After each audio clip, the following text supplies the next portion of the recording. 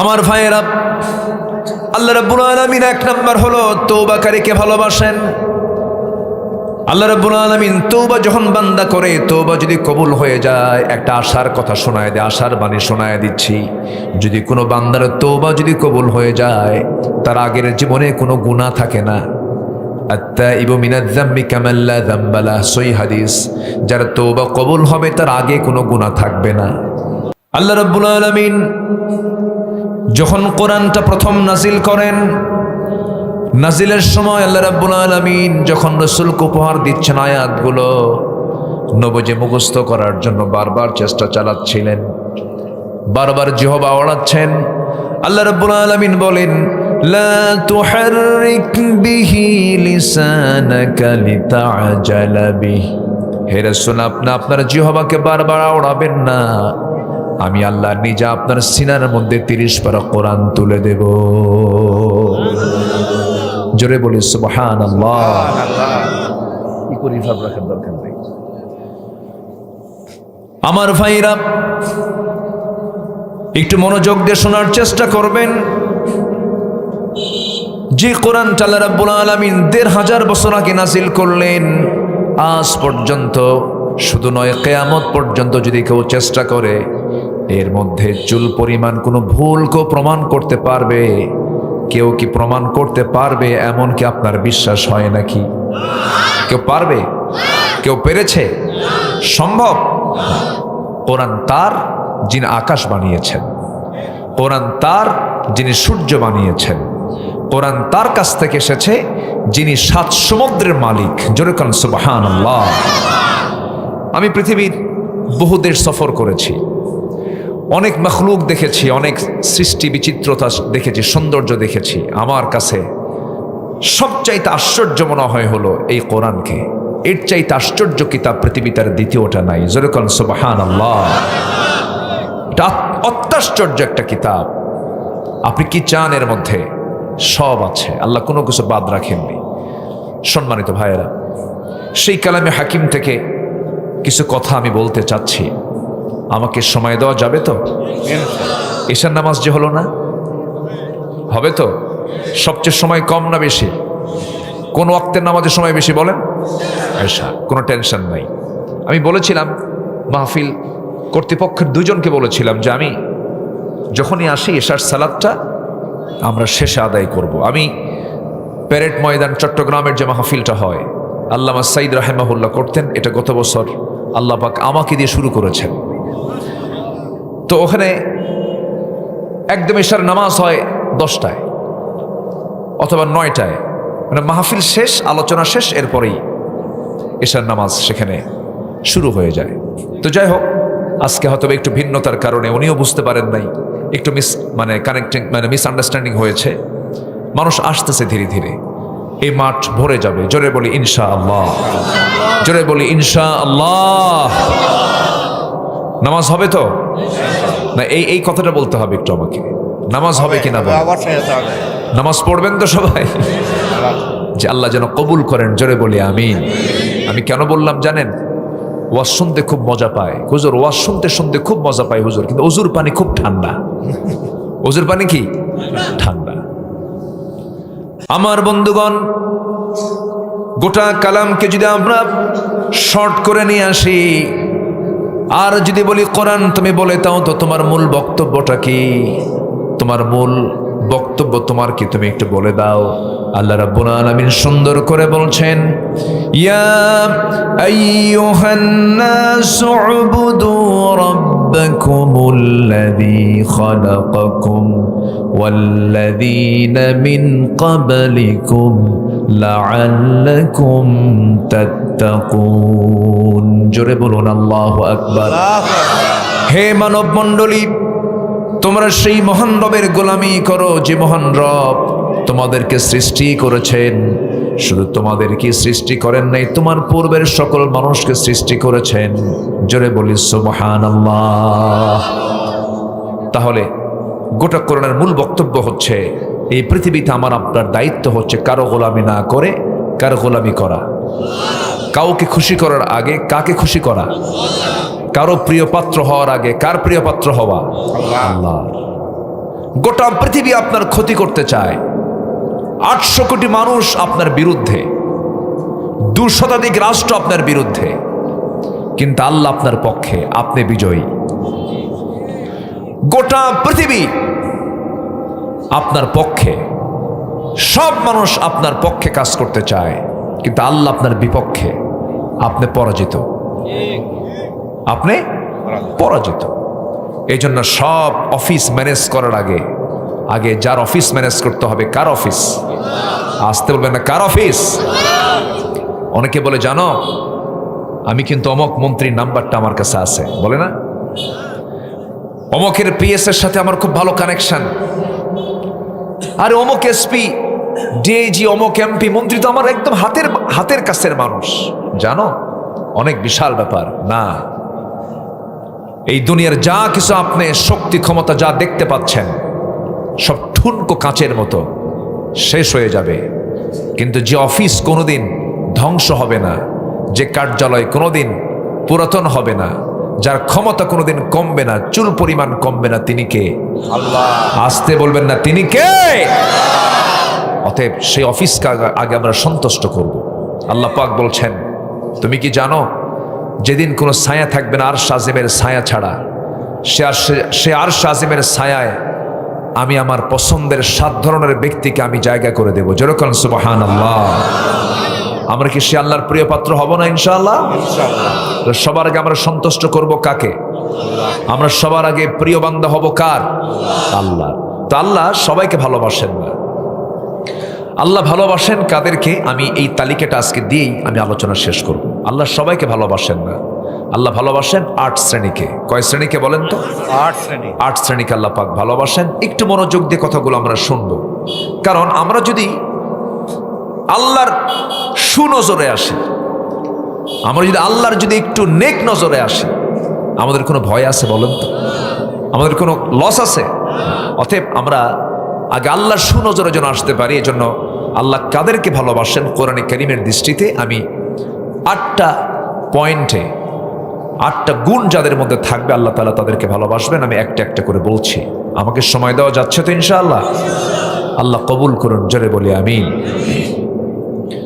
আমার বন্ধুগণ, একটু মনোযোগ দিয়ে কথাগুলো শুনবেন। আল্লাহ রাব্বুল আলামিন 8 শ্রেণীকে ভালোবাসেন, 8টা গুণের গুণে গুণান্বিত ব্যক্তিকে ভালোবাসেন। এর মধ্যে 1 নম্বর হলো ইন্নাল্লাহা ইউহিব্বুত তাওয়াবিনা ওয়া ইউহিব্বুল মুতাতাহহিরিন। জোরে বলুন আল্লাহু আকবার। আল্লাহু আকবার। আল্লাহ রাব্বুল আলামিন 1 নম্বর তওবাকারীকে ভালোবাসেন, যারা তওবা করবে আল্লাহর কাছে। তওবা তো তারই করতে হবে যার গুনাহ আছে, যার গুনাহ নাই তার তওবা করার দরকার নাই। এই জায়গায় আমরা যারা বসে আছি কারো তো কোনো গুনাহ নাই, আছে গুনাহ নাই এরকম লোক কে আছেন? হাত তোলেন। গুনাহ নাই? গুনাহ আছে? গুনাহ নাই তো? ও আচ্ছা, এই জন্য হাত তুলছেন। হাত নামান, বসেন। বোঝে নাই মনে হয়, আপনি বোঝেন নাই কথা। একজন শুধু তুললেন যে ওনার গুনাহ নাই। ফেরেশতাদের গুনাহ নাই, ফেরেশতাদের গুনাহ নাই, এই জন্য ফেরেশতার দাম কম, আমাদের দাম বেশি। কেউ কি সুবহানাল্লাহ বলবেন না? কথাটা খুব গ্রামাটিক্যাল, কিন্তু ফেরেশতাদের গুনাহ নাই এই জন্য তাদের দাম কম, আর আমাদের গুনাহ আছে এই জন্য আমাদের দাম বেশি। কি কথা কি প্যাঁচ মনে হচ্ছে না একটু? তাহলে গুনাহ করি আজকের থেকে নাকি এরকম কিছু নাকি? আবার একটা হাদিসে আসছে, একটু কান লাগাতে হবে কথাগুলো। এই কথাগুলো একটু ভুলের বুঝে কম বেশি হলে ভুল বুঝবেন। আবার হুজুর আবার এটা কি বলে গেল? একটা হাদিস আল্লাহ তাআলা নিজেই বলছেন, লাউ লাম তুযনিবু লাযহাবাল্লাহু বিকুম ওয়া লাজাআ বিকওমিন হাত্তা ইউযনিবুন।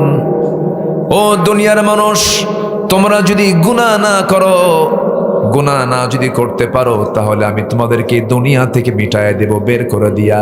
এমন কিছু বান্দাদেরকে আমি দুনিয়াতে পাঠাবো যে বান্দাগুলো গুনাহ করবে, চোখের পানি ফেলে ফেলে মাফ চাবে, তওবা করবে, আমি আল্লাহ তাকে মাফ করে দেব।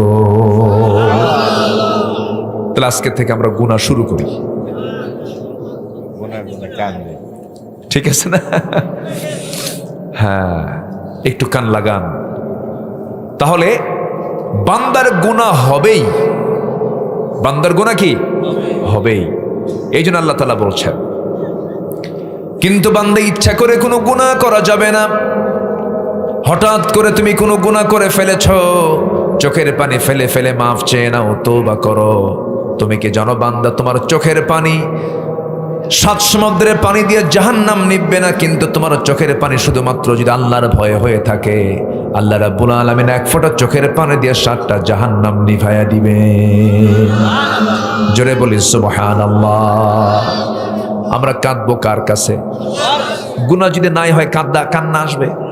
আসবে না তো। গুনাহ আছে বলেই তো কান্না আসবে। ফেরেশতা গুনাহ করবে কেমনে? ফেরেশতার তো গুনাহ করার যোগ্যতাই নাই। তার বউ নাই, বাচ্চা নাই, সংসার নাই, হালাল নাই, হারাম নাই, আয় রোজগার নাই, ঘুম নাই, ক্ষুধা নাই, কিচ্ছু নাই, খাওয়া দাওয়া লাগে না। অতএব তার গুনাহ হবে কেমনে? আমাদের সব কিছু আছে না নাই? আমাদের চোখ আছে, চোখের গুনাহ আছে, কিন্তু খারাপ কিছু দেখি না। কান আছে, কান দিয়ে খারাপ কিছু শুনি না। আল্লাহ তখন বলেন, বান্দারে তোর চোখ আছে, খারাপ না দেখে ভালো কিছু দেখিস, তোর কান আছে, খারাপ কিছু না শুনে ভালো কিছু শুনিস। এই জন্য আমি ফেরেশতার চাইতে তুই মানুষ, তোর দামটা আমি বাড়াইয়া দিয়েছি। যেরকম সুবহানাল্লাহ। আমার ভাইয়েরা, আল্লাহ রাব্বুল আলামিন 1 নাম্বার হলো তওবাকারীকে ভালোবাসেন। আল্লাহ রাব্বুল আলামিন তওবা যখন বান্দা করে, তওবা যদি কবুল হয়ে যায়, একটা আশার কথা শোনায় দেয়, আশার বাণী শোনায় দিচ্ছি। যদি কোনো বান্দার তওবা যদি কবুল হয়ে যায়, তার আগের জীবনে কোনো গুনাহ থাকে না। আত-তাইবু মিনায-যামবি কামান লা যামবা লাহু, সহিহ হাদিস। যার তওবা কবুল হবে তার আগে কোনো গুনাহ থাকবে না। তো জোরে বলবেন না সুবহানাল্লাহ। এখন বিষয়টা হলো তওবা আমার কবুল হলো কিনা, তওবা আমার কবুল হলো কিনা, এটা একটা বিষয়। তওবা কবুল হওয়ার জন্য কিছু শর্ত আছে, একটু মনোযোগ দিয়ে কথাগুলো শুনবেন। আমার ভাষা বোঝা যাচ্ছে তো? জি জি। কারো কোনো সমস্যা হচ্ছে না? বলি আলহামদুলিল্লাহ। তওবা কবুল আল্লাহর দরবারে যদি হয়ে যায়, আমি বড় ভাগ্যবান হয়ে যাব। আমার বন্ধুগণ, গুনাহ তো বান্দার হতেই পারে। এক মহিলা সাহাবীর কথা মনে হয়ে গেল। এক মহিলা সাহাবী জেনা করে ফেলেছেন। জেনা করার পর অনুতপ্ততা আসছে। নবীর কাছে এসে বলছেন, ইয়া রাসূলুল্লাহ, আমি তো জেনা করে ফেলেছি। রাসূল বললেন, না, তুমি জেনা করো নাই। জেনার শাস্তি দেবার জন্য সাক্ষীর প্রয়োজন 4 জন। কয়জন? 4 জন। জেনার সাক্ষী লাগবে হলো 4 জন। কয়জন বলেন তো? 4 জন। কিন্তু ওই মহিলার কোনো সাক্ষী নাই, উনি একাই সাক্ষী। রাসূল বলছেন, না, তুমি জেনা করো নাই। মানে কি? রাসূল তাকে বাঁচাতে চাচ্ছেন, তুমি চলে যাও। মহিলা বলছে, ইয়া রাসূলুল্লাহ, আপনি আমাকে যতবার বলবেন আমি ততবার বলবো আমি জেনা করে ফেলেছি। আমার নবীজি বললেন, জেনা যে করেছো, জেনার ফলে পেটে বাচ্চা আসছে নাকি? হুজুর, বাচ্চা তো চলে আসছে। রাসূল বলছেন, কোনো কথা নাই, সন্তান ডেলিভারি না হওয়া পর্যন্ত তোমার উপর আইন কার্যকর করা যাবে না। মহিলা বলছেন, ইয়া রাসূলুল্লাহ, আমি যে বাঁচবো তার গ্যারান্টি কি? রাসূল বললেন, গ্যারান্টি আমি দেবো কেমনে? তবে আমি তোমার জন্য দোয়া করে দিচ্ছি, যাও চলে। মহিলা চলে গেলেন। সেজদায় পড়ে পড়ে কান্দেন, তওবা করেন, চোখের পানি ফেলে ফেলে যায় নামাজ ভিজায় ফেলেন। এক সময় চলে গেল 6টা মাস, 7টা মাস, 9টা মাস পার হলো। সন্তান ডেলিভারি হয়ে গেল। ডেলিভারি হওয়ার 2 দিন, 3 দিন, 4 দিন পরে নয়, মাত্র একটা দিন পর নবীর সামনে হাজির হয়ে বলছেন, হুজুর, সন্তান তো প্রসব হয়েছে, সন্তান ডেলিভারি হয়ে গেছে, আপনি আমার উপরে কার্যকর করে দেন আইনগুলো। আমি পৃথিবীতে শাস্তি নিয়ে যদি বিদায় হতে পারি, কিয়ামতের দিন আল্লাহ পাক আমাকে জান্নাতের কাতারে উঠায় নেবেন। আমি শাস্তি দুনিয়াতেই পেতে চাই। আমার রাসূল বলছেন, ও মহিলা, সন্তান যে ডেলিভারি হয়েছে, সন্তানটা জীবিত না মৃত? হুজুর, সন্তান তো জীবিত রেখে আসছি।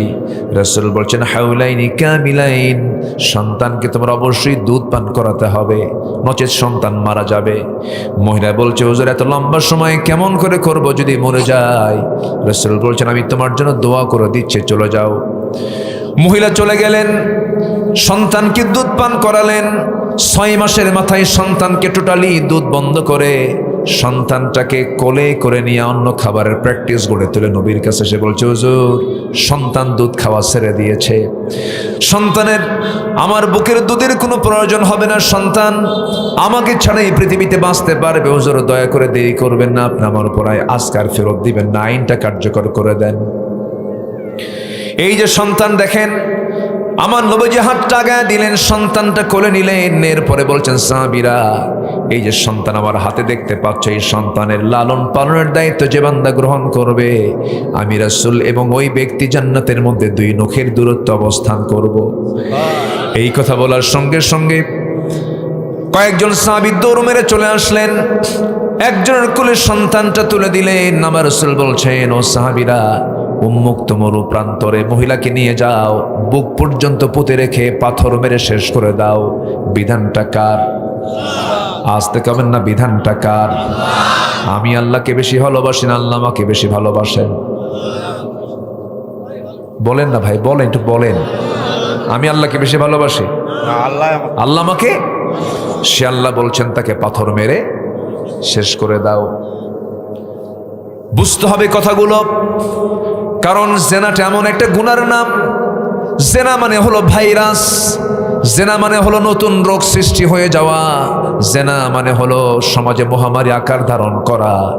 মাঝখান দিয়ে যে কোভিড-19 চলে গেল, করোনার যে ভাইরাসটা আমরা দেখেছি শুনেছি, মাঝখান থেকে এই তো মাসখানেক মাস দেড়েক আগে শুক্রবারে ভূমিকম্প হলো। এই সমস্ত বিষয়গুলো বলুন তো রহমত না গজব? আজকে রহমত না গজব? গজব। 10:30টার দিকে ঢাকাতে ভূমিকম্প হলো। এখানে ভূমিকম্প হয়েছে কিনা জানি না, ওই দিনে হয়েছে, সব জায়গায় কম বেশি হয়েছে, কিন্তু ঢাকায় বেশি হয়েছে। ওই ভূমিকম্প যখন হলো, ওই ঢাকার ডিউএইচএস, বারিধারা, গুলশান, ধানমন্ডি, যত বড় বড় হাই সোসাইটির যে সমস্ত এলাকা ছিল, একটা বাড়িতে একটা লোকও ছিল না। ভূমিকম্প হওয়ার সঙ্গে সঙ্গে সব ঘর থেকে মারছে দৌড়, জুতা পায় না খালি পায়ে। কি খালি পায়ে? গায়ে কি কাপড় চোপড় ছিল না? গেঞ্জি আর লুঙ্গি। এতটুকুই তো ছিল, রাতের পোশাকটা পরেই নতুন পোশাকও পরতে পারে না, এই মারছে দৌড়। সব দৌড় মেরে সব ভিআইপি এলাকার ভিআইপি গুলো রাস্তায় নেমে হয়ে গেছে ভিআইপি ফকির। ভিআইপি কি ফকির? আল্লাহ পাক 11 সেকেন্ডে ভিআইপি ফকির বানায় দিলেন, সব দাঁড়ায় আছে। তাহলে এই যে বের হয়ে গেল, কার ভয়ে? কার ভয়ে? আল্লাহর ভয়ে। আল্লাহর ভয় বের হয়েছে নাকি?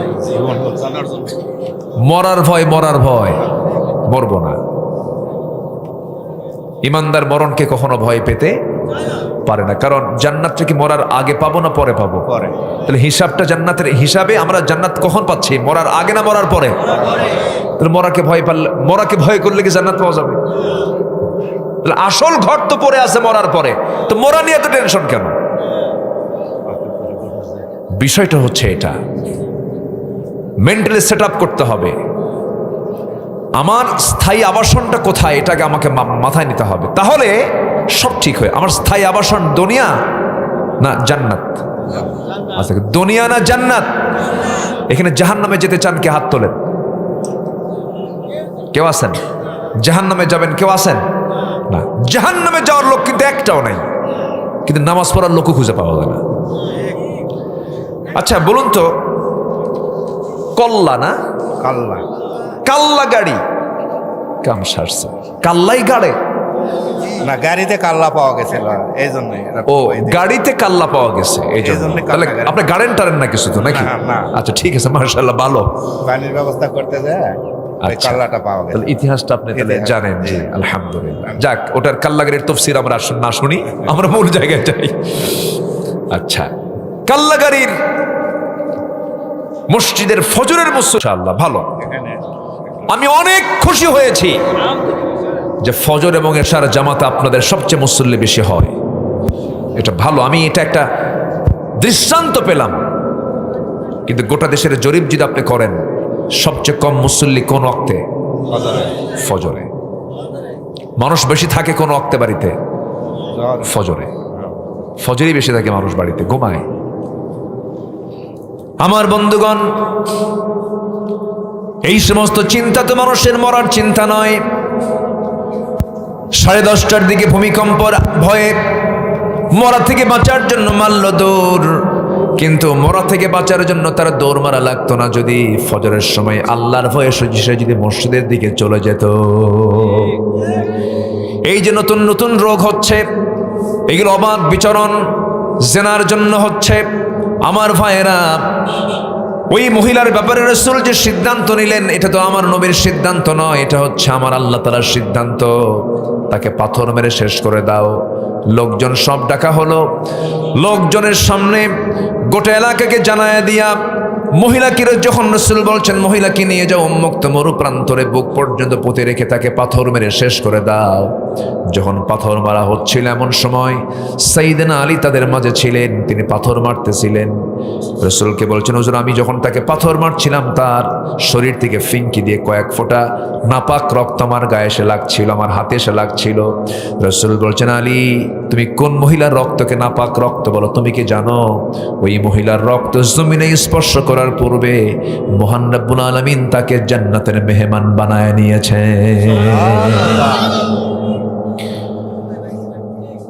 আমার বন্ধুগণ, আমার নবীজি বলছেন আলী, তুমি যা বলেছ বলেছ, আর বলতে যেও না, যা হয়েছে হয়েছে, আর তুমি বলতে যেও না।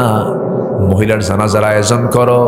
আজকে ওই মহিলার জানাজার জন্য আমি কাউকে দায়িত্ব দেব না, আমি রাসূল নিজেই তার জানাজার ইমাম হয়ে যাব। জোরে বলে সুবহানাল্লাহ। আমার নবীজি জানাজায় হাজির হলেন, জানাজা সম্পূর্ণ করলেন। রাসূল কাদা কাদা কণ্ঠে বলছেন, সাহাবীরা, কিছুক্ষণ আগে যে মহিলার জানাজা সম্পূর্ণ হলো, এই মহিলা জীবনের শেষ সময় পর্যন্ত যে পরিমাণ তওবা করেছে, এই তওবা যদি মদিনার 70 জন গুনাহগারদের মাঝে যদি বন্টন করে দেওয়া হতো, প্রত্যেকের গুনাহ মাফ করে 70 জনকে মহান রব্বুল আলামিন জান্নাত দিয়ে দিতেন। আমার বন্ধুগণ, এই মহিলাকে আল্লাহ রাব্বুল আলামিন মাফ করেছেন কিসের কারণে বলেন? তওবার কারণে। তওবাটা খুব গুরুত্বপূর্ণ বিষয়। আল্লাহ 8 শ্রেণীকে ভালোবাসেন, 8 ধরনের লোককে ভালোবাসেন। নাম্বার 1 হলো যারা তওবা করবে। আমরা তওবা করব একবার না বারবার? একবার না বারবার? আমার নবীজি রাসূল তওবা করেছেন একবার না বারবার? রাসূল নিজে বলেন, আমি নিজে তওবা করি 100 বার, তোমরাও তওবা করো 100 বারেরও বেশি বার তওবা করে সারা দিন। তুবু ইলাল্লাহ ফাইন্নী আতুবু ফিল ইয়াউমি মিআতা মাররা। এই জন্য আমার বন্ধুগণ, তওবা যার ভিতরে বারবার আসবে তার দ্বারা সহজে কোনো গুনাহ হবে না। তওবা করব আমরা, সুন্দর করে আল্লাহকে বলবো, আল্লাহ এই গুনাহ জীবনে আর করবো না, আমারে মাফ করে দাও। আপনি কি জানেন আমার আল্লাহ মাফ করার জন্য কত অস্থির হয়ে থাকেন? বান্দা যখন এক পাল্লার দিকে দাঁড়া যায়, আল্লাহ তার দিকে 10 পা যান। বান্দাকে আল্লাহ মাফ করার জন্য প্রত্যেক রাতে, শুধু শবে কদর নয়, শুধু রমজান মাস নয়, বরাত নয়, মেরাজ নয়, 365 দিনের 365 রাত আল্লাহ রাব্বুল আলামিন আমাকে আপনাকে মাফ করার জন্য দুনিয়ার আকাশে চলে আসেন। সুবহানাল্লাহ। দুনিয়ার আকাশে আসেন। দুনিয়ার আকাশে এসে বলেন, আলা মিন মুস্তাগফিরিন ফাগফির লা, কোন ক্ষমা প্রার্থী আছে আমার কাছে ক্ষমা চাবে, আমি তাকে মাফ করে দেব। আমার বন্ধুগণ, আল্লাহ পাক তার আরশ আজিমটা কত দূর কেউ অঙ্ক করে হিসাব করে মিলাতে পারবেন না। আমরা তো আকাশেই পৌঁছতে পারি নাই। মানুষ মাত্র গবেষণা করে, আল্লাহর সৃষ্টি নিয়ে গবেষণা করে মঙ্গল গ্রহ পর্যন্ত গেছে, চাঁদের দেশ গেছে না? চাঁদের দেশে, চাঁদের দেশে মানুষ গেছে, মঙ্গল গ্রহে গিয়েছে। মানুষ যদি মনে করে আমি একটু সূর্যের কাছে যাব, সে জ্বলে পড়ে সারকার হয়ে যাবে, তবে তারকার দেশ তো যাই নাই, তারকার দেশে একটু যাব, এই চিন্তা যদি করে, তারকাটা এত বড়, এত দূরে, সূর্য পৃথিবী থেকে 13 লক্ষ গুণ বড়, আবার সেই সূর্যের চাইতে এক একটা তারকা আছে 33 কোটি গুণ বড়। একটু আস্তে করেন সুবহানাল্লাহ, জোরে বলে সুবহানাল্লাহ। 33 কোটি গুণ বড় সেই তারকা, অসংখ্য তারকা আল্লাহ রাব্বুল আলামিন মহাশূন্যে ঝুলায় রেখেছেন। কি রেখেছেন? ঝুলায় ঝুলায় রেখেছেন, আটকিয়ে নয়, ঝুলায় ঝুলায় রেখেছেন। পরিভ্রমণ করতেছে সেই তারকাগুলো। সেই তারকার সবচেয়ে নিকটবর্তী তারকা, পৃথিবীতে সবচেয়ে নিকটবর্তী তারকার নাম হলো প্রক্সিমা সেন্ট্রাই। প্রক্সিমা সেন্ট্রাই যদি কেউ যেতে চায়, এই জাগতিক জীবন থেকে কোনো বিমানে করে, কোনো কপ্টারে করে গেলে হবে না, সে চেষ্টা করতে পারে নভোযান দিয়া। সর্বশেষ একটা নভোযান তৈরি করেছে বিজ্ঞান, অ্যাপোলো 11, যার ঘন্টার গতি হলো 39,000 কিলোমিটার। 39,000 কিলোমিটার বেগে যদি রওনা দিয়ে দেয়, পৃথিবীর সবচেয়ে নিকটবর্তী তারকার দেশ প্রক্সিমা সেন্ট্রাই তারা যেতে সময় লেগে যাবে 1,15,000 বছর মাত্র। যাবেন কারা কারা? হাত তোলেন, বলেন। বাঁচবো কয়দিন, যাবো কোন দিন? শুধু কাছের তারকা, আরো তারকা পড়ে আছে, মহাশূন্য পড়ে আছে, আকাশ তো পড়েই আছে। এ শুধু এক আকাশের একটু হালকা কথা বললাম। আর আমার আল্লাহ আছেন আরশ আজিম, এর উপর আরো 6 আকাশ, এর চাইতে ডাবল ডাবল বড়। সে আরশ আজিম থেকে প্রথম আকাশে এসে বলেন, আমার কাছে মাফ চা, আমি তোকে মাফ করে দেব। এরপরও বান্দা ঘুম থেকে ওঠে না। শয়তানও শেষ রাত্রে বান্দার কাছে আসে। দেখেন, শয়তান কিন্তু তাল মতোই আসে। শয়তান শেষ রাতটা বান্দার কাছে আসে। শেষ রাত্রে এসে বান্দার শিওরে বসে এসে বলে, আলাইকা লাইলুন তাবিল, তোমার রাত বড় লম্বা, ঘুমাও ঘুমাও, তোমার রাত বড় লম্বা। আমার রাসূল বলেন, ওই সময় শয়তান 3টা গিট মেরে চলে যায়। ওই 3টা গিট যদি কেউ ছোটাতে চাও, তোমার কাজ হলো 3টা কাজ করবা। সুন্দর করে আজান শোনার সঙ্গে সঙ্গে নিজের পিঠটা বিছনা থেকে সরায় নিবা, 1 নাম্বার গিট ছুটে চলে যাবে। নাম্বার 2 হলো সুন্দর করে উত্তম করে 4 ফরজ সহ সুন্নত সহ ওযু বানায় নিবা, 2 নাম্বার গিট চলে যাবে।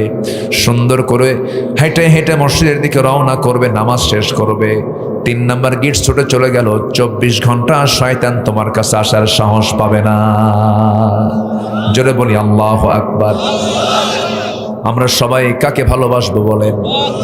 আল্লাহ ভালোবাসবেন, 8 ধরনের লোককে ভালোবাসবেন। এর মধ্যে 1 নম্বর হলো তওবাকারী। 1 নম্বর কি বলেন? আরো আছে কয়টা বলেন? আর 7টা। নুরু, আজ কি শেষ না শুরু? বলেন, শেষ না শুরু?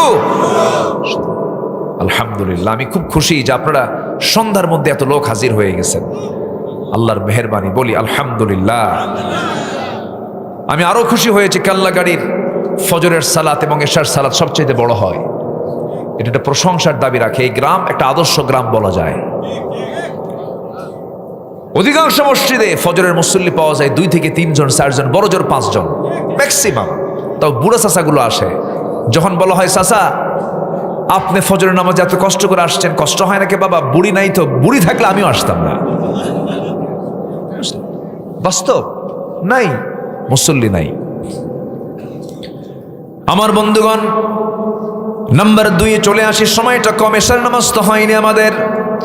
নাম্বার 2 হলো যারা পবিত্রতা অর্জনকারী, তাদেরকে আল্লাহ রাব্বুল আলামিন ভালোবাসেন। পবিত্রতা মানে হলো জাহান্নামে সবচেয়ে বেশি শাস্তি হবে ওই সমস্ত বান্দার যারা পেশাব থেকে নিজেকে পরহেজ রাখতে পারে না। অনেকে পেশাব করে দাঁড়ায়া থাকে, দাঁড়ায়া থেকে পেশাব করে। কুকুরের মতো চারিত্রিক মানসিকতা তাদের মধ্যে লালন হয়। এটা নয়, এটা নয়, বরঞ্চ মেডিকেল সায়েন্স বলছে যদি কোনো বান্দা পেশাবের এই জীবাণু থেকে নিজেকে মুক্ত না রাখতে পারে, বড় জটিল রোগে আক্রান্ত হয়ে যাবে।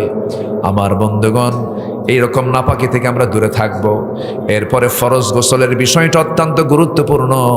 ফরজ গোসল বিলম্বে না তাড়াতাড়ি? আজ থেকে বিলম্বে না তাড়াতাড়ি? তাড়াতাড়ি আমার বন্ধুগণ। কারণ এখানে এমন একজন ব্যক্তি বলতে পারবেন, কি বলেন তো, আমি অমুক দিন মারা যাচ্ছি? বলেন, কে বলতে পারবেন? আমি অমুক সময় মারা যাচ্ছি, কেউ কে বলতে পারবেন? যেহেতু মারা যাওয়ার কোনো নিশ্চয়তা নাই কখন মরে যাব, অতএব আমাকে আপনাকে প্রিপারেশন নেওয়ার দরকার আছে না নাই? সাইয়েদনা বেলাল রাদিয়াল্লাহু তাআলা আনহু দুনিয়াতে বসে আছেন। আমার নবীজি জান্নাত, আল্লাহ পাক তাকে জান্নাত দেখালেন। জান্নাতের মধ্যে সাইয়েদনা বেলালের কণ্ঠ তার কানে আসলো। আমার নবীজি এসে বলছেন, বেলাল তোমাকে রেখে গেলাম দুনিয়াতে, কিন্তু তোমার আওয়াজটা পেলাম জান্নাতে। ঘটনা কি বলো? সাইয়েদনা বেলাল বলছেন, হুজুর আমার ব্যক্তিগত আমলের মধ্যে একটা আমল হলো, আমার যখন অজু চলে যায় সঙ্গে সঙ্গে অজু বানায় নেই, আর সঙ্গে সঙ্গে 2 রাকাত নফল নামাজ পড়ে নেই। এই জন্য মালাকুল মউত যখন তখন আসতে পারে। এই জন্য সর্বক্ষণ আমরা কিসের উপরে থাকবো বলেন? অজুর উপরে। বলেন কিসের উপরে বলেন? এটা একটা গুরুত্বপূর্ণ একটা আমল শেখায় দিলাম, অজুর উপরে থাকবো আমরা। অজু নিয়ে আমরা টিকে থাকার চেষ্টা করব। দেখবেন মুখ থেকে ফাহিশা কথা আসবে না, নোংরা ভাষা প্রয়োগ হবে না, নোংরা কোনো শব্দ চয়ন হবে না। অজুর উপর আমরা টিকে থাকার চেষ্টা করব। আল্লাহ কবুল করুন, জোরে বলেন আমিন। এটা গেল হলো শারীরিক পবিত্রতা। আরেকটা হচ্ছে ঈমানি পবিত্রতা, হলো ইন্নামাল মুশরিকুনা নাজাসুন। মুশরিকরা কি? নাপাক। মুশরিকরা কি বলেন? নাপাক। যারা মক্কা গেছেন তো? যান না এখন? আল্লাহ যাওয়ার তৌফিক দান করেন। আপনি গেছেন? গেল কে? এই হুজুর গেছে। আপনি গেছেন তো না? মক্কায় গেছেন না? মক্কা মক্কা মদিনায় গেছেন তো? মাশাআল্লাহ। আপনারা গেছেন না? অনেকে গেছেন তো? মাশাআল্লাহ, আলহামদুলিল্লাহ। জি মাশাআল্লাহ। এই মক্কায় যারা গিয়েছেন, মক্কা এরিয়া একটা আছে, হুদুদে মক্কা। ওই মক্কা এরিয়ার মধ্যে ডোনাল্ড ট্রাম্পও ঢুকতে পারবে না, নরেন্দ্র মোদীও ঢুকতে পারবে না। যতই পাওয়ারফুল নেতা হোক না কেন, যতই পৃথিবীর ক্ষমতাধর লোক হোক না কেন, ওই মক্কার এরিয়ার মধ্যে ঢুকতে পারবে না। কারণ আল্লাহ বলছেন ইন্নামাল মুশরিকুনা নাজাসুন। মুশরিকরা হলো নাপাক। মুশরিকরা কি? নাপাক। এরা ঢুকতে পারবে না। তাহলে ঈমান না থাকাও নাপাকি, ঈমান না থাকাও কি? নাপাকি। এই জন্য মাঝে মাঝে বাজার করতে গেলে একটু সাবধানতা অবলম্বন করা উচিত। কোনো খাবার কিনতে গেলে একটু সাবধান হওয়া উচিত। আমি একটু ইশারায় বলে দিলাম, কি কথা কি বুঝতেছেন আপনারা? বুঝতেছেন কি আপনারা? সাবধানতা অবলম্বন করা উচিত, বিশেষ করে খাবারে। আপনি বিজনেস করছেন, সমস্যা নাই। এরপরে আপনি কারবার করছেন, সমস্যা নাই। আমার হিন্দু ভাইরা, খ্রিস্টান ভাইরা যারা আছেন, তারা আমাদের শত্রু নন, কিন্তু ঈমানের ক্ষেত্রে আমাদের অবশ্যই সংরক্ষণ থাকার দরকার আছে না নাই? আসতে বলবেন না, আছে না নাই? সাইয়েদনা আবু বকর সিদ্দিক রাদিয়াল্লাহু তাআলা আনহু একদিন ক্ষুধার্ত দেহ নিয়ে বাড়িতে আসলেন। স্ত্রীকে ডাক দিয়ে বলছেন, স্ত্রী আমার প্রচন্ড ক্ষুধা লেগেছে। সঙ্গে সঙ্গে তার সামনে একটা খাবার দেওয়া হলো। তিনি খাবারটা খাওয়ার পর সন্দেহ হলো। স্ত্রীকে বলছেন, স্ত্রী বলো তো এই খাবারটা তুমি কোন জায়গা থেকে পেয়েছো? অমুক জায়গা থেকে খাবারটা আসছে। ওনার সন্দেহ লাগলো হারাম খাবার এটা। সঙ্গে সঙ্গে 5টা নখ মুখের মধ্যে ঢুকায় দিয়ে সমস্ত খাবারগুলো বাইরে বের করে বলছেন, আমার স্ত্রী, যে দেহটা হারাম খাবার দিয়ে গঠিত, সেই দেহের রক্ত দিয়ে নামাজ পড়লে নামাজ কবুল হবে না।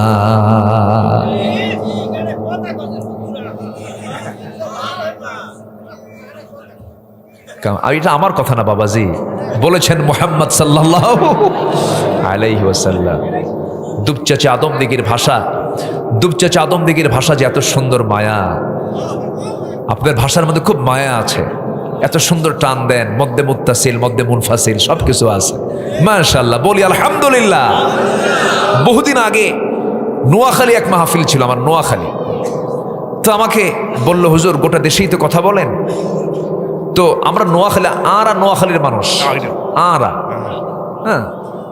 আরা নোয়াখালীর মানুষ, তো আপনি একটু উত্তরবঙ্গের বাক্য বলেন যেটা আমরা বুঝবো না। তো আমি অনেকক্ষণ ধরে চিন্তা ফিকির করে ভাবলাম, বগুড়া, চারমাথা, মাটিডালি, বনানী, এই এলাকার যে ভাষাটা, আমি রিক্সাওয়ালা যেভাবে কথা বলে ওইভাবে আমি একটা বাক্য রেডি করে বললাম। তাকে বললাম, ভাই দেখেন তো বোঝেন নাকি, বলেন। কে রে তুই আলুতে আলু, ওয়াক্কালি আলু। কি বুঝতেছেন কি কথা? বোঝার তো কথা মনে হয় নাকি? কে রে তুই আলুতে আলু, ওয়াক্কালি আলু। এলাকায় এরকম না থাকলেও বুঝতেছেন তো নাকি? একই জেলা তো। তুমি আসলে তো আসলে, ওকে কেন নিয়ে আসলে? তো উনি আমার দিকে ফেল করে চেয়ে আছে। বললাম, ভাই আমি তো বলে ফেললাম বাক্য। কে কি বললেন? আমি বললাম, বুঝলেন কি আগে কম। উনি বলতেছে, বুঝলাম এটাই, যেহেতু একটা বাক্যের মধ্যে 3টা আলু, আলু নিয়ে কিছু একটা হবে মনে হয়। বরং দেখেন কি আলুর কোনো ফাংশন আছে? আলু বলতে কিছু নেই।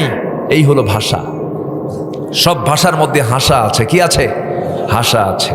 কিছু বুলি হয়, আবার কিছু বুলি গালি হয়ে যায়। কিছু বলি গালি হয়ে যায়। আপনাদের ভাষার মধ্যে যথেষ্ট মায়া মমতা আছে। এত সুন্দর করে একটা কথা উনি বললেন, চাচা, ফাইন লাগলো কথাটা শুনে। সম্মানিত ভাইয়েরা, তাহলে রক্তটাকে আমরা হারাম করব না হালাল করব? বলেন, হারাম না হালাল? হালাল। আমার বন্ধুগণ একটু কান লাগাবেন। নাম্বার 1, আল্লাহ পাক ভালোবাসেন তওবাকারীকে। নাম্বার 2 হলো পবিত্রতা অর্জনকারী যারা হবে তাদেরকে ভালোবাসেন।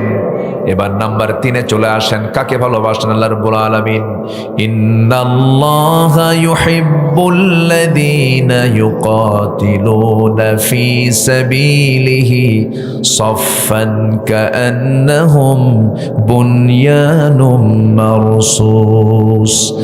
আল্লাহ রাব্বুল আলামিন ওই সমস্ত বান্দাকে সবচাইতে বেশি ভালোবাসেন যারা আল্লাহর পথে সংগ্রাম করে।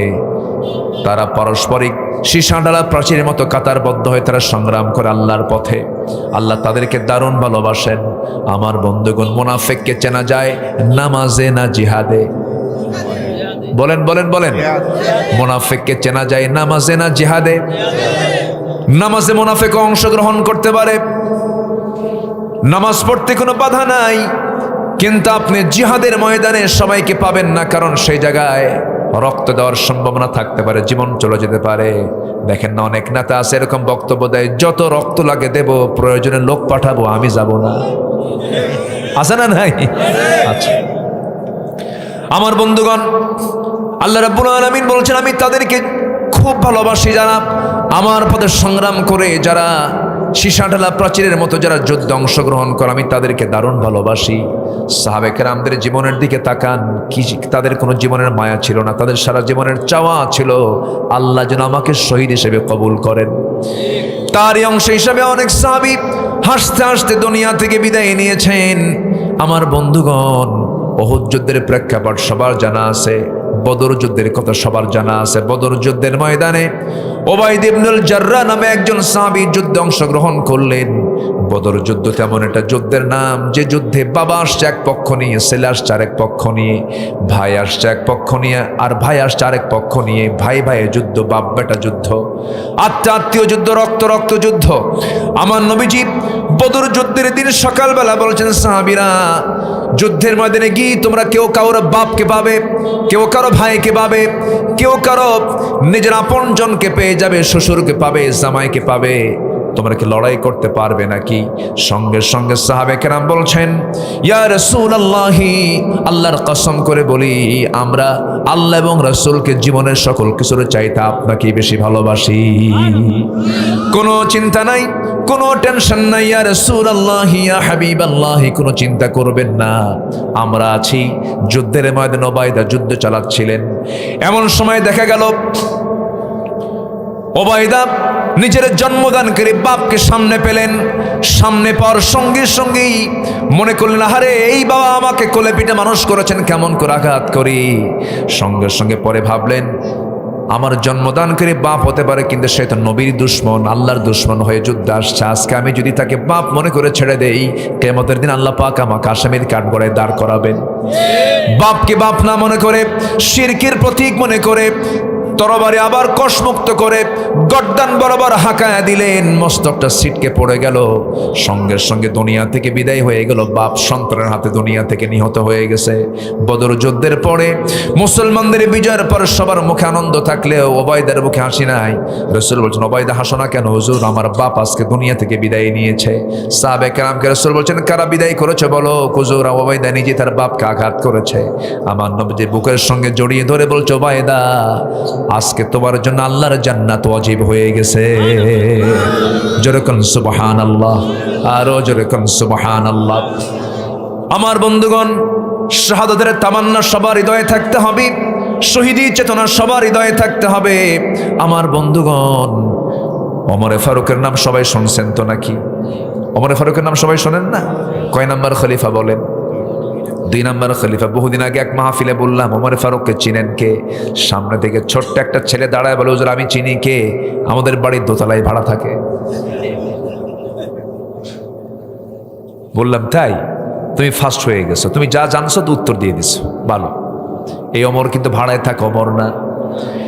এই ওমর সাধারণ কোন ওমর নয়, দুপচা চাদম দিকের ওমর নয়। এটা হলো আমার নবীর সাহাবী ওমর 2 নম্বর খলিফা সারা জীবন দোয়া করেছেন, আল্লাহুম্মা রযুকনি শাহাদাতান ফি সাবিলিক ওয়াজআল মাউতি ফি বালাদি রাসূলিক। হে আল্লাহ, তুমি আমাকে শহীদে মওত দান করো আর আমার নবীর শহরে তুমি আমারে মৃত্যু দিয়ে দাও। এই দোয়া সারা জীবন করেছেন, আল্লাহ তার দোয়া কবুলও করেছেন।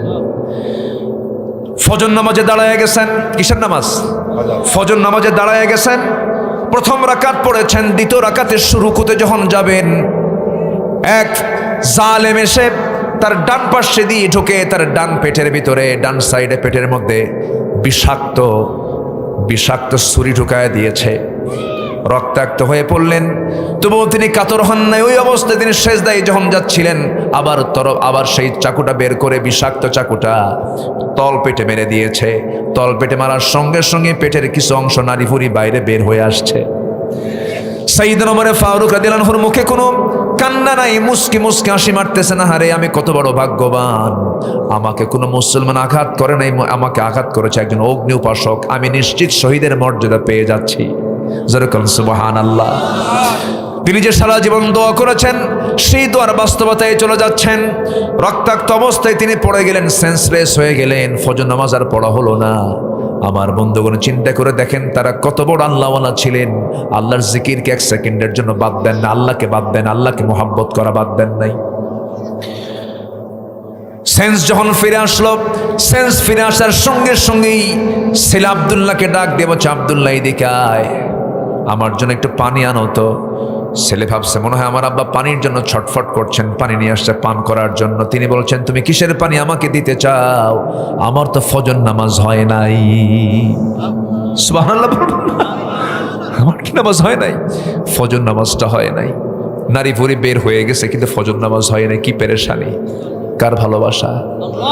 আজ থেকে মানে কার ভালোবাসা? আমরা আল্লাহর সঙ্গে কথা বলবো কিসে দাঁড়ায়া? যত কথা বলবো কিসে দাঁড়ায়া বলেন? নামাজে দাঁড়ায়া। নামাজে দাঁড়ায় গেছেন সাইয়েদনা ওমর ফারুক, পারলেন না, ভুঁড়িগুলো বের হয়ে যাচ্ছে, বসে পড়লেন। বসে পড়ে ইশারা করে ওযু বানায় নামাজটা পড়লেন। এবার বলছেন, আব্দুল্লাহ কান্দো কেন? তোমার বাবার নাকের মধ্যে জান্নাতের ঘ্রাণ তোমার বাবা পেয়ে গেছে, আমি দুনিয়া থেকে বিদায় নিতেছি। এবার বললেন, ও আব্দুল্লাহ, এই লোকটাকে ডাক্তার কি করবে? চিকিৎসা করবে, আসো।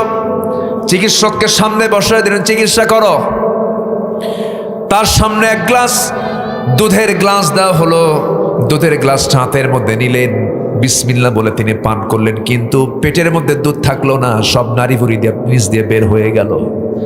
ডাক্তার জিহ্বায় কামড় মেরে ইন্নালিল্লাহ বলে বলতেছে, ডাক্তার বলছে হলো না, রোগী বাঁচবে না।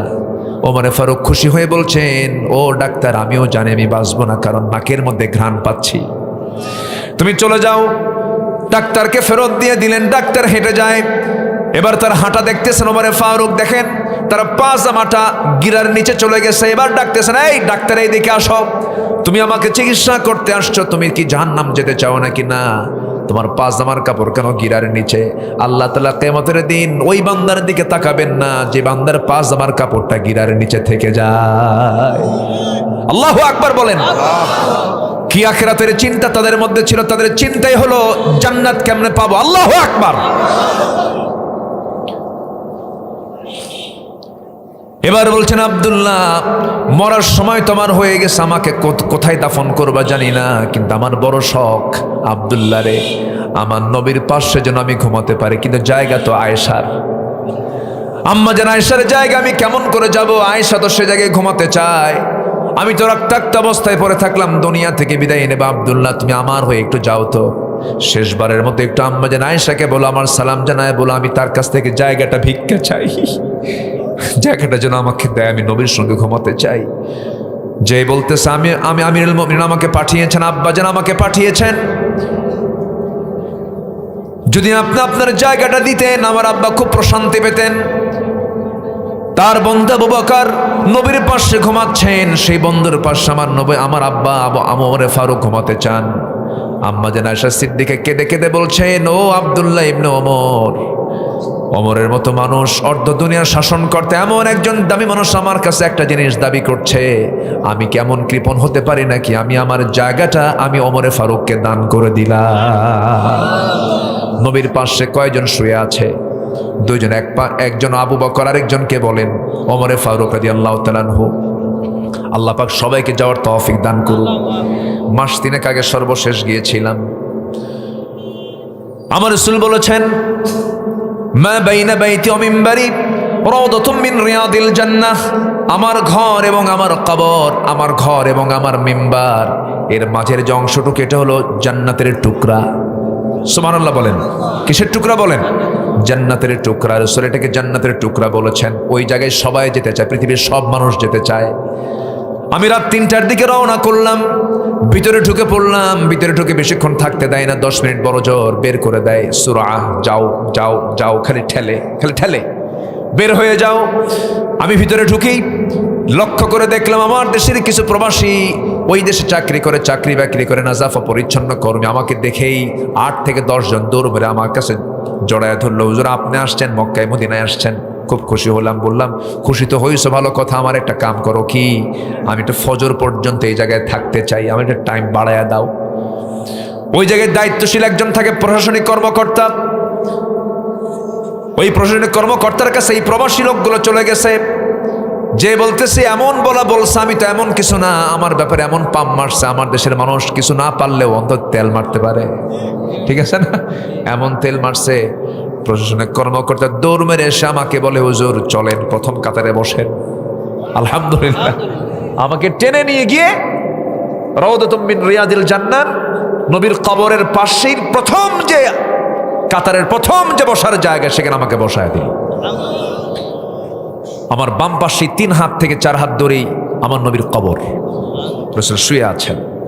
ডান পাশে তাকায় দেখে আমার নবীর মসজিদের মেম্বার, ঠিক মাঝখানে বসা। আমি যখন বসে আছি, আল্লাহর কসম করে বলি, আমার নাকের ডগায় যেন এসে নবীজির গায়ের ঘ্রাণ যেন আমার নাকে আঘাত করছে। আমার নবীর কবরের পাশে বসে থাকলাম, ডান দিকে তাকালাম, শুধু একটা দোয়া করেছে, আল্লাহ বাড়ি তো বাংলাদেশ, মালাকুল মউত কোন দিন আসবে জানি না, তবে তোমার কাছে ফরিয়াদ, যেদিন মালাকুল মউত আসবে সেই দিন তুমি আমাকে দয়া করে মদিনা শরীফ পাঠায় দিবা, মরণটা যেন মদিনায় হয়। এই দোয়াটা আমি 1 নাম্বার করেছি। ভাইরে, আল্লাহর ভালোবাসা, নবীর ভালোবাসা ছাড়া পৃথিবীতে আর কিছু আছে বলেন তো? আসতে কেমন না আছে? সব মরে যাওয়ার সঙ্গে সঙ্গে ডিলেট, ওয়াল ডিলেট। ওয়াল কি? ডিলেট, কিচ্ছু থাকবে না, অল ইরেজ, সব শেষ। শুধু ব্যাকে থাকবে কার ভালোবাসা? আর সাথে হলো মুহাম্মদ সাল্লাল্লাহু আলাইহি ওয়াসাল্লামের ভালোবাসা। আল্লাহ এমন মোহাব্বত করার তৌফিক সবাইকে দান করুন, জোরে বলি আমিন। নাম্বার 4, সমস্যা নাই। নাম্বার 4, যারা আল্লাহর প্রতি ভরসা রাখবে, আল্লাহ তাদেরকে ভালোবাসবেন। আমাদের শেষ ভরসা কে বলেন তো? ইন্নাল্লাহা ইউহিব্বুল মুতাওয়াক্কিলিন। নাম্বার 5 হলো যারা ইহসানকারী, যারা দয়া দেখাবে, আল্লাহ পাক তাদেরকে ভালোবাসবেন। নাম্বার 6 হলো যারা ন্যায়পরায়ণ, ন্যায় বিচারে যারা করবে তাদেরকে আল্লাহ পাক ভালোবাসেন। ইন্নাল্লাহা ইউহিব্বুল মুকসিতিন। নাম্বার 7 হলো যারা মুত্তাকি হবে, আল্লাহ রাব্বুল আলামিন তাদেরকে ভালোবাসেন। আল্লাহ রাব্বুল আলামিন বলছেন,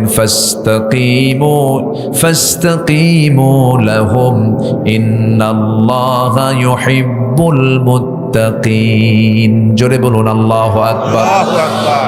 সর্বশেষ নাম্বার 8 হলো আল্লাহ রাব্বুল আলামিন সেই বান্দাকে ভালোবাসেন যারা ধৈর্যের উপরে থাকে, টিকে থাকে, ধৈর্যশীল যারা, আল্লাহ পাক তাদেরকে দারুণ ভালোবাসেন।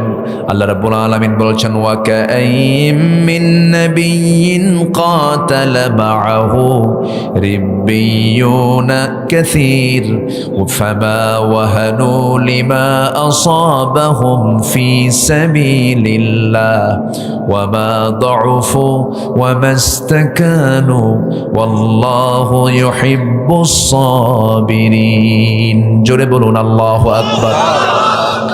আল্লাহ রাব্বুল আলামিন ধৈর্যশীলদেরকে দারুণ ভালোবাসেন। আমার বন্ধুগণ, ধৈর্য আছে যার, সফলতা আছে তার। বলেন তো, সংসার আগে না ধৈর্য আগে? বিয়ে আগে না ধৈর্য আগে? এই যে মাহফিলের শোনা আগে না ধৈর্য আগে? সব জায়গায় ধৈর্য লাগে, ব্যবসা আগে না ধৈর্য আগে? আপনি লুঙ্গির দোকান দিয়েছেন, এক লুঙ্গি দেখে কাস্টমার লুঙ্গি নেবে না, 10 লুঙ্গি দেখবে। 10 লুঙ্গি দেখার পরও বলবে ভালো না, পছন্দ হলো না, চলে গেলাম। তাও রাগ করা যাবে না। আর আপনি যদি বলেন 10 লুঙ্গি দেখলি কেন, কিনবি না কেন, বাইন্দা থবো তোরে, ব্যবসা হবে? ব্যবসা গলে উঠবে। চেয়ারম্যান হয়েছেন, গালিগালাজ শুনতে হবে, ধৈর্যের পরিচয় দিতে হবে, কিন্তু আল্লাহ বলছেন ধৈর্য আনো, আমি তোমার সাথে আছি। জোরে বলেন সুবহানাল্লাহ। সবাইকে এশার নামাজ পড়বেন? কারা কারা একটু হাত তুলে দেখেন দেখি, এশার নামাজ পড়বেন কারা কারা? দেখি তোলেন না। ফজর পড়বেন? ফজর পড়বেন কারা কারা? হাত তোলেন দেখি, জোরে বলি ইয়া আল্লাহ, আমাদেরকে ফজর, জোহর, আসর, মাগরিব, আয়েশা 5 ওয়াক্ত সালাত আদায় করার তৌফিক তুমি আল্লাহ দিয়া দাও। জোরে বলি আমিন, আরো জোরে আমিন, আরো জোরে আমিন। আপনার কষ্ট দিয়ে ফেলেছে আপনাদেরকে, খুব কষ্ট পেয়েছেন। মায়েরা বোরকা পড়ে, পর্দা করে, আল্লাহ পাক খাস পর্দা করার তৌফিক দান করুন। জোরে বলি আমিন। সম্মানিত ভাইয়েরা, অনেক কথাই বলে ফেলেছি। সম্মানিত বন্ধুগণ, আরেকটা বিষয়, সেটা হলো ইনসাফ আমাকে আপনাকে বুঝতে হবে, ন্যায়পরায়ণতা। ধরেন এই চেয়ারটা হলো ক্ষমতার চেয়ার, এই চেয়ারে বসে বিচার হবে। 2 জন প্রার্থী আপনার সামনে আছে, একজন চোর আর একজন ভালো মানুষ। আপনার উচিত চোরের পক্ষে কথা বলা, নাকি নাকি কার পক্ষে? এই জন্য বললাম 54 বছর আমরা কাদের পক্ষে ছিলাম? চোরই তো। বিগত 16 বছর 28 লক্ষ কোটি টাকা তারা দেশ থেকে পাচার করে নিয়ে চলে গেছে। তাহলে আমরা কাদের পক্ষে কথা বলেছি? চোরই তো ছিল। 54 বছর যা ভুল হয়েছে, ভুল করেছি, আর ভুল করতে চাই না। আমরা আগামীর বাংলাদেশকে দেখতে চাই সৎ যোগ্য নেতৃত্বের বাংলাদেশ। তরুণ প্রজন্ম জেগে ওঠো, তোমাদের হাতে আগামীর বাংলাদেশ রচনা হবে। কোন চোর, বাটপার, সন্ত্রাসদের নেতৃত্বে আসনে বসতে দেব না আমরা।